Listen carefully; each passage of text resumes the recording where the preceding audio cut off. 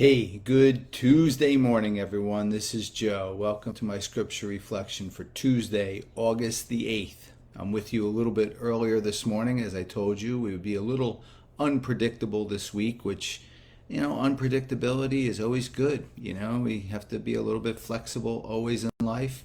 For me too this morning, a beautiful day here as it's starting out, but the sun is stronger, so I had to adjust my seating position, or all you'd see is the strong sun in my background.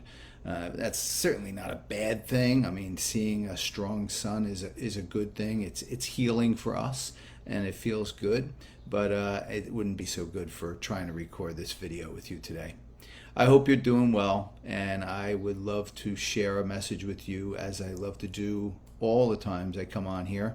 So I'm going to ask you, as I always do, quiet your minds and hearts, and let us listen to the Gospel of St. Matthew, chapter 14, verses 33 to 36. After Jesus and his disciples made the crossing across the lake, they came to a different land. When the men of that place recognized him, they sent word to all the surrounding country. People brought to him all those who were sick and begged him that they might touch only the tassel on his cloak, and as many as touched it were healed. There's something that always had my ire up. It was the arguments amongst different religions and different people about what Jesus really was, who he was he God, did he resurrect from the dead? Is this the real presence in the Mass and the Catholicism versus other denominations? And I really felt that there was too much time spent on the differences that people felt. And this is so true in so many other walks of life, isn't it? However, that is bad enough, but what it does is it kind of gets in the way of what we can all agree on. And, when we listen to a gospel like this, I think what we have to agree on is Jesus is someone that walked this earth many, many years ago. And he healed and went out to the marginalized and those shunned by society. And he gave kindness and compassion to everyone. And he taught by example what a positive, compassionate life could be all about. I mean, we can all agree on that, can't we? I think even people who don't really believe in God, who read the Gospels, can believe in that and agree to that. So that if we come to that agreement of who Jesus is, isn't that a wonderful example for all of us to latch onto in this world? Well, once we get to the who then, and if we could agree to that, and I hope you do, then we get to the where. Where is he then? Where can I find him in my life? And that's a little different for each one of us, but it's a place of peace and compassion in our hearts. And he gives that to all of us, maybe in a little different ways, and that's what makes all of us different. But he gives it to us in a little different ways, but it's the same in a sense that it's that place of peace and compassion, that place where we feel so positive and peaceful. And for me, yeah, it's a pig that jumped off of a slaughterhouse truck that I flew out to Las Vegas to meet.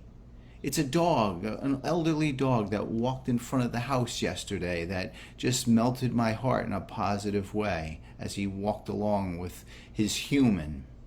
It's seeing the ocean crash on the surf as I did early this morning and realizing that what a beautiful world we live in, and was there such beautiful things we could witness. And that list goes on for me, but I'm not going to share that anymore with you. I want you to think about where Jesus is for you. Where does he show up? Where does that peace and compassion really grip your heart? That's where he is. So if we could answer and be universal for once in our lives here in this world of ours, I think we need to do that more often. Who Jesus is and where he is, and just ask those two questions of ourselves each day, and then find the answers and find where it brings us so much more peace. I think that can really radiate out to the world and see more peace everywhere. What do you think? Well, my friends, that's my message for you on this Tuesday morning. As always, I say to you, I hope it was helpful because I truly do. I truly hope that we can all come together, grow our audience here on these videos, and make this world a more compassionate place. I'm going to ask you for a moment of silence, and if there's any questions or anybody wants to offer a comment, I'd be certainly happy to engage, and then we'll finish with a prayer.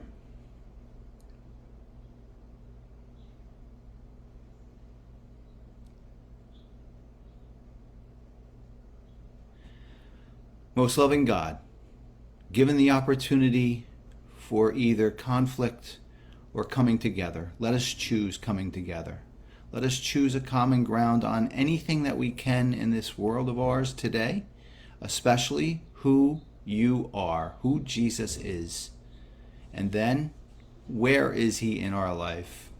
And let us soak in that beautiful sense of peace and compassion and strength for our hearts, and take it into each day and make this world a better place. My friends, I wish you all a wonderful Tuesday, and we'll see. Hopefully I'll see you back here tomorrow at some point. You never know. Let the inconsistencies continue, if you will. Have a great Tuesday, everyone.